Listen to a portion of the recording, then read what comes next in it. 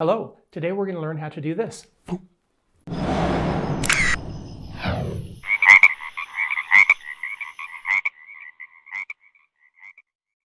Hey there, Greg Lewis coming at you from my teeny tiny home studio. You know, one of the great things about having your own studio in your own home is it's a great place to just sort of fart around, you know, hang out. So today in my studio, I've just been messing around with one light, one Speedlight. Speedlights are awesome. I don't normally use them in my studio because it takes batteries and I have all these other lights. But for today's purposes, I wanted to really highlight a hard image. And a hard dramatic image requires a small source, and that Speedlight's the smallest source I have. And I wanted to talk a little bit about how to get focused and how to make a picture dramatic using a few things. Things like grids, or two grids, or a snoot. Snoot. Okay, so let's get on it. Now, today, since I'm alone in my little home studio, as is usually the case, I will be my own subject. And that's okay, because I have my assistant here to help me focus upon myself, right? This is pretty simple. I just put a mark on the floor, and I can put the lady where I want, and then I can focus the camera and then move it out of the way. So that's what I'm going to do now. Now, a couple things. Normally I wouldn't be so close to the wall, but I'm just sort of illustrating some things about how you can focus light. That's really what this video is about, is focusing light for more dramatic effect. So what we got up here is a Speedlight. It's a Gnaeus 650 XN something right here. And it cost me about $100 about 5 years ago. A comparable Canon Speedlight will cost you $600. So is this as good and as quality as a Canon Speedlight? It is not, but I could buy 6 of these for one Speedlight. So Speedlight. Notice right now there's nothing on the Speedlight. It's just got a bare head. And so far as my camera is concerned, I have my not so special Canon 6D, which you can buy used right now for probably $600, just the body. It's a great full frame. It's a great full frame camera that you can get for pretty much on the cheap. So Canon 6D, check it out. All right, as far as the settings on my camera are concerned today, it's in manual, as it's always in manual. Remember, in your studio, you always want to shoot manual, and you want to determine the sync speed of your camera, which in my case is 180, the shutter speed, such that the flash won't, sync speed. Look it up. Sync speed. Anyway, you have to put your camera below the sync speed on your flash, unless you're going to use high speed sync. That's another thing. We're just doing manual, simple photography for today. So as far as Speedlights are concerned, this Speedlight is nothing special, and any Speedlight you have would be able to do anything we're doing here today, so long as you have some way to fire it remotely. There's lots of ways to do that, and you can look that up. They have little wireless poppers. They have, I guess they still have wired connections for Speedlights, but I don't know who would do that. You can pop it from a flash on top of here. There's different ways to do it, but today we're just using a little wire radio popper. And this is a little Gnaeus popper made just for that. I'm calling it a popper. It's a radio transceiver made for that particular Speedlight. And I got it for, I don't know, $60 5 years ago, right here. All right, so now let's clarify a few things about a flash too. I think a lot of people think there's a lot of magic going on in a Speedlight or any particular flash. Really all that goes on in this particular flash is it has an intensity, how bright it will flash. It also has a zoom.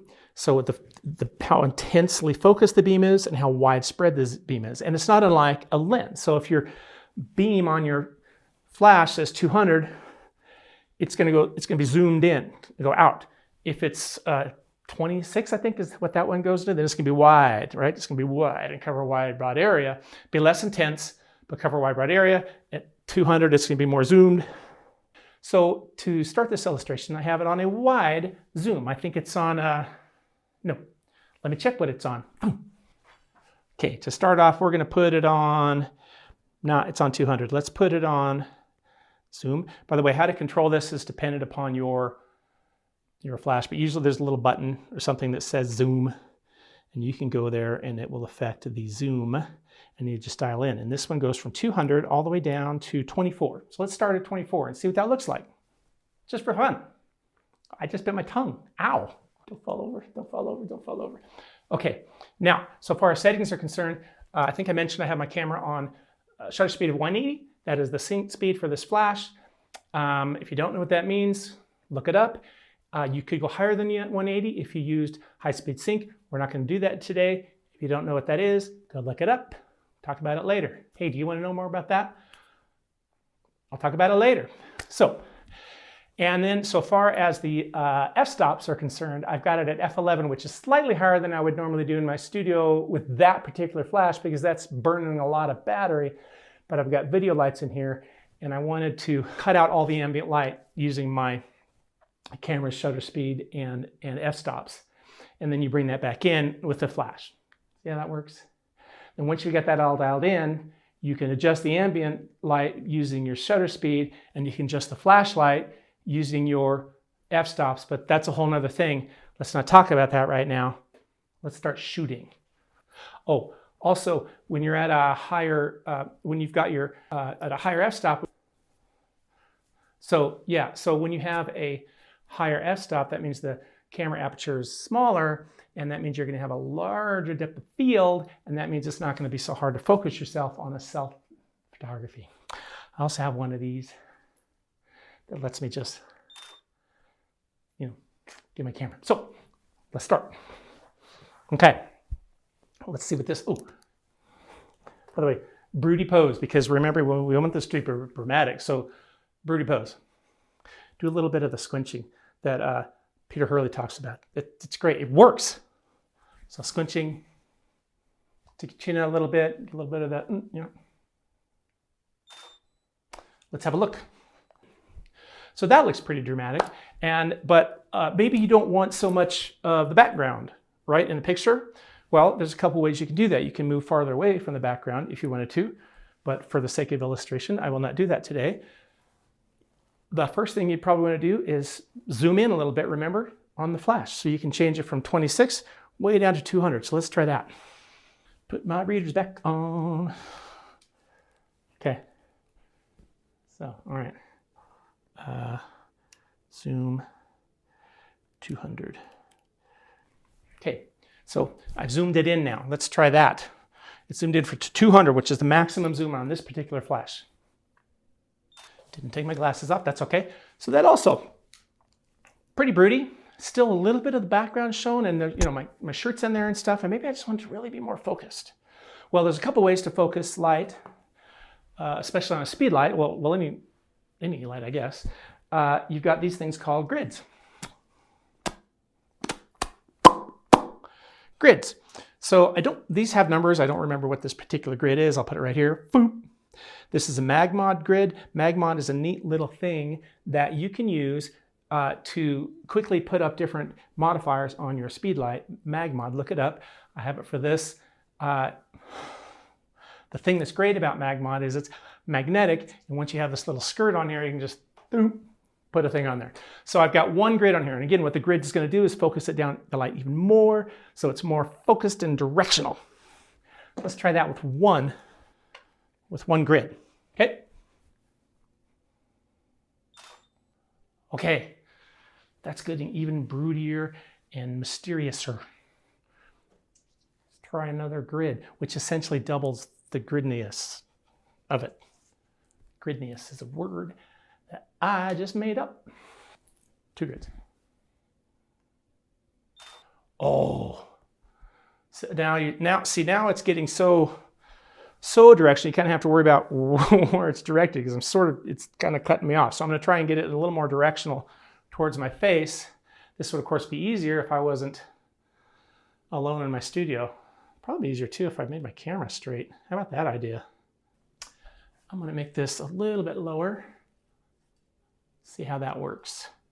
If that doesn't work, no big deal. We're just having fun in a home, super DIY, small home studio today and experimenting. So let's try. Okay. So now we're not talking about specularity, but obviously we're getting some hot spots on me.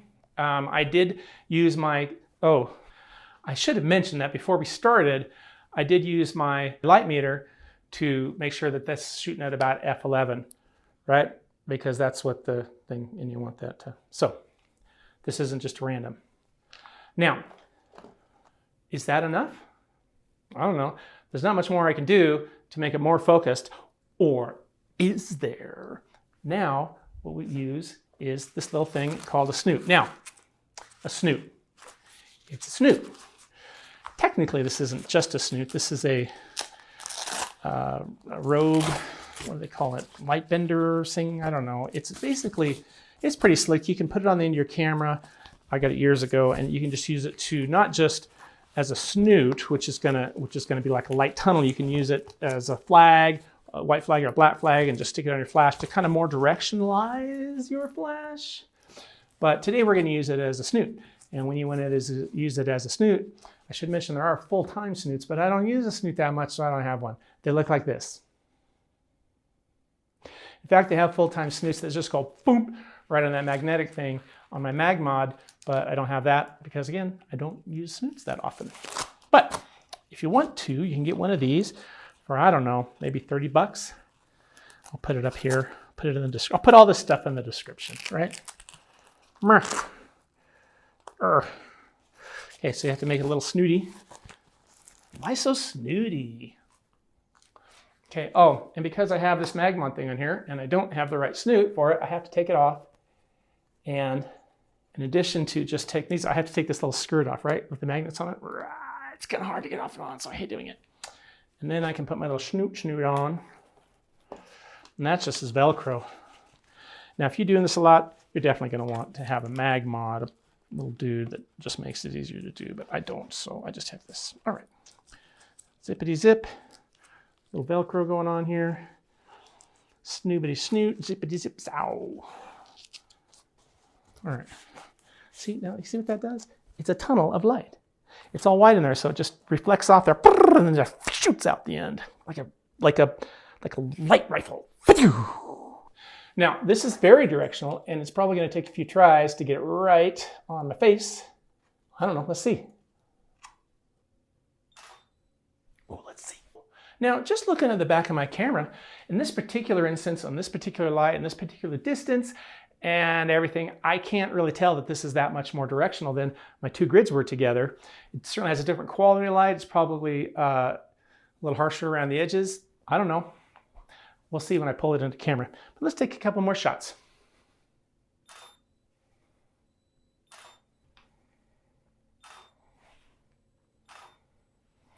The refresh rate's not bad on this. Ooh, don't look right in your flash. Wow, I just snooted out my eye. All right, you know. I'm really impressed with the refresh rate on this flash right now.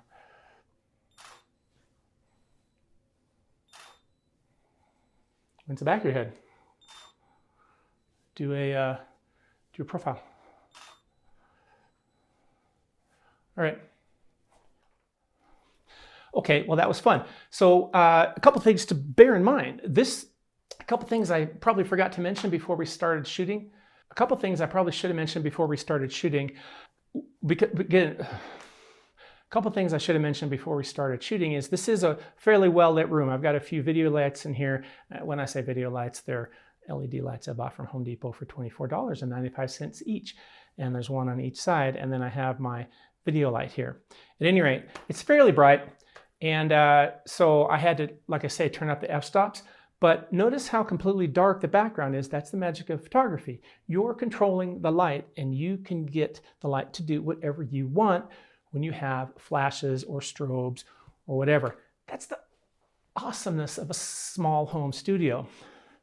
You just wouldn't think you could do that in here, especially with this much light, but you can. Huzzah!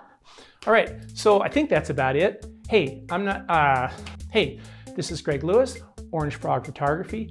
I would love it if you would like and share this video, and please share any comments below, whether snarky or otherwise. I always respond, and have a great day. Stay focused.